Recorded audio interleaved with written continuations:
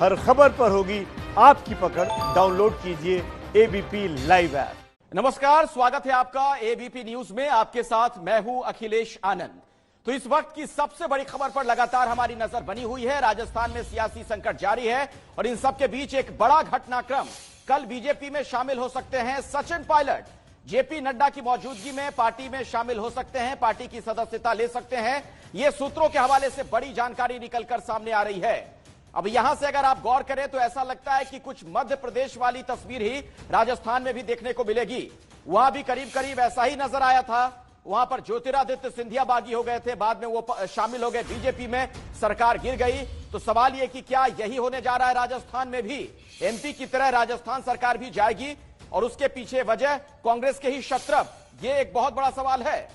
Party में फूट पर राजस्थान कांग्रेस ने भी हालांकि एक बड़ा दावा किया है। राजस्थान कांग्रेस की तरफ से यह कहा गया कि अब से थोड़ी देर पहले जयपुर में जो बैठक हुई उसमें 90 विधायक मौजूद थे। यानी सचिन पायलट यह कह रहे हैं कि उनके साथ 30 विधायक, लेकिन यहां पर जो विधायक पहुंचे हैं जयपुर में कांग्रेस विधायक की जो बैठक हुई है, यहां से दावा यह किया गया कि 90 विधायक यहां पर थे। अब किसके दावे में कितना दम है, यह कांग्रेस विधायक दल की बैठक में कल साफ हो जाएगा। हालांकि आपको यह भी बता दें कि उस बैठक के लिए बाकायदा व्हिप भी जारी किया है कांग्रेस ने। हमारे साथ मनीष शर्मा हमारे सहयोगी जुड़ चुके हैं इसी खबर पर और विस्तार से जानकारी देने के लिए। मनीष, क्या अपडेट आपके पास? कुछ और भी अहम जानकारी मिल पा रही है क्या? जी अखिलेश, अगर मैं अब तक के पूरे सूरत हाल की बात करूं तो अखिलेश, मुझे लगता है कि सचिन पायलट का 30 विधायकों के साथ होने का दावा फिलहाल मजबूत नजर नहीं आ रहा, क्योंकि विधायक दल की बैठक के पहले व्हिप जारी कर दी गई है। ऐसे में खासतौर पर वो विधायक जिनके मन में कहीं पर भी सचिन पायलट उसको समर्थन देने की बात थी, अब वो कार्रवाई के डर से संभवतः पीछे भी हट सकते हैं। दूसरी तरफ आज की बैठक की अगर बात करें तो हालांकि कोई अधिकृत आंकड़ा नहीं आया, लेकिन बताया जा रहा है कि 85 से 90 विधायक इस बैठक में शामिल हुए। उस लिहाज को देखते हुए फिलहाल सचिन पायलट का दावा कितना मजबूत है ये कल साफ हो पाएगा। जी अखिलेश, लेकिन मनीष जरा ये भी बताएं, जो ये खबर आ रही है कि सचिन पायलट बीजेपी में कल शामिल हो सकते हैं, क्या इस बारे में वहां से भी कोई संकेत है आपके पास? क्या वहां भी कुछ इस तरह की हलचल है? जी, राजस्थान बीजेपी की अगर मैं बात करूं तो फिलहाल ऐसे कोई संकेत राजस्थान बीजेपी की तरफ से जारी नहीं किए गए, न ही ऐसी कोई बात या कोई आधिकारिक बयान आया है। क्योंकि ये अगर होता भी है तो केंद्रीय नेतृत्व के स्तर पर होगा और सचिन पायलट के साथ कितने लोग शामिल होते हैं ये भी देखने की बात होगी। तो अखिलेश, तमाम स्पेकुलेशन के आधार पर फिलहाल हम इस नतीजे पर पहुंचते हैं कि अभी अशोक गहलोत सरकार काफी मजबूत दिख रही है। जी अखिलेश, बिल्कुल, सरकार मजबूत वहां दिख रही है, अशोक गहलोत सरकार। लेकिन एक जो बड़ी तस्वीर अगर हम गौर से देखें मनीष, तो ऐसा लग रहा है कि जो हमने मध्य प्रदेश में देखा कुछ वही कहानी यहां भी दोहराने का प्रयास है। जी बिल्कुल अखिलेश, ये तो सीधे तौर पर दिख रहे हैं कि बिल्कुल राजस्थान जो है वो महाराष्ट्र और मध्य प्रदेश के बाद बीजेपी के लिए प्राथमिकता वाला राज्य है। और ऐसे में एकमात्र नेता अशोक गहलोत ही है जो केंद्रीय बीजेपी नेताओं से टक्कर लेते। तो स्वाभाविक तौर पर अब बीजेपी नेतृत्व कहीं न कहीं पर्दे के पीछे रहकर इस पूरे खेल में शामिल भी हो सकता है। और ये तस्वीर भी कल साफ हो जाएगी जब सचिन पायलट के बीजेपी में जाने की अटकलों को विराम मिलेगा या बल मिलेगा। जी बिल्कुल, आप सही कह रहे हैं मनीष। मैं दोबारा आपके पास लौटूंगा, हमारे साथ आप जुड़े रहें। अपने दर्शकों को जरा हम सुनवाते हैं। अशोक गहलोत खेमे के जो विधायक बताए जा रहे हैं वो क्या दावा कर रहे हैं, सुनिए जरा। क्या अशोक गहलोत सरकार अल्पमत में है जैसा सचिन पायलट ने दावा किया है? नहीं, ये सरकार पूर्ण बहुमत में है, पूर्ण बहुमत में रहेगी और पूरे 5 साल ये कांग्रेस पार्टी की सरकार ही रहेगी और यही सरकार चलेगी। 30 से ज्यादा विधायकों में जा रहे हैं, आपकी कोई बात हुई उनसे?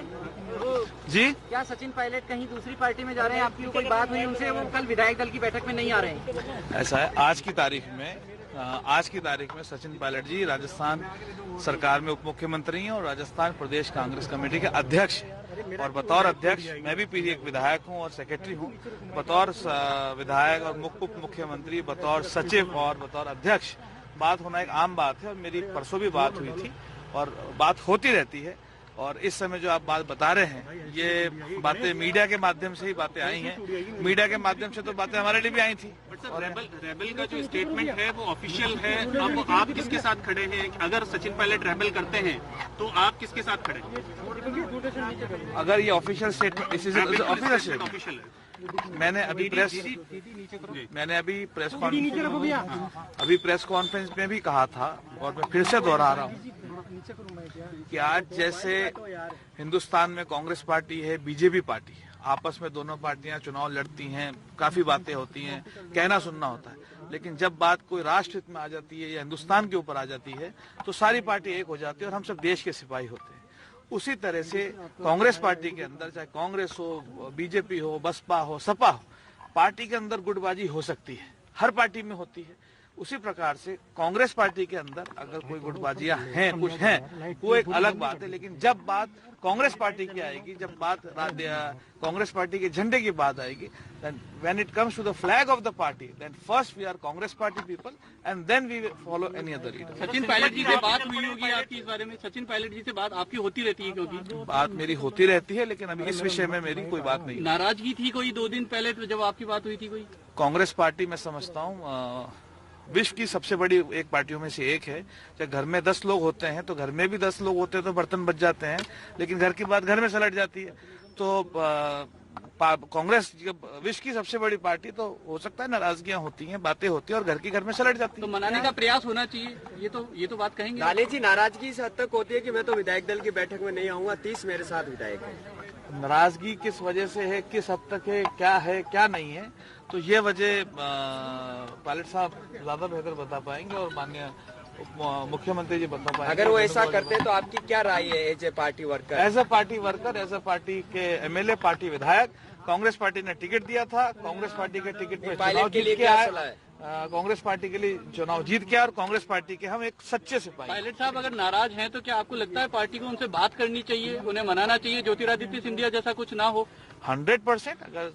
अगर जैसा आप कह रहे हैं कि अगर पायलट साहब नाराज हैं और साहब के दिल में कोई ऐसी बात है, तो निश्चित रूप से कांग्रेस पार्टी को हर संभव प्रयास करना चाहिए उनको मनाने का, क्योंकि सचिन पायलट जी मैं समझता हूँ कांग्रेस पार्टी के लिए एक एसेट है और पूरे देश में एक एसेट है। 30 विधायकों में शामिल हैं क्या दानिश जी, जिनका जिक्र उन्होंने किया? आप हाँ ये बताइए। मैं समझता हूँ आपने पीछे से सवाल पूछा कि मैं उन 30 विधायकों में से शामिल, तो पहले तो मुझे ये पता नहीं आप कौन से 30 विधायक की बात कर रहे हो। आप नहीं हो, आप नंबर अपने 1 कह सकते हो। और नंबर 2, जहाँ तक मेरा सवाल है, मैं विधायक दल की मीटिंग में आपके सामने खड़ा हूँ, तो ये सवाल ही उत्पन्न नहीं होता।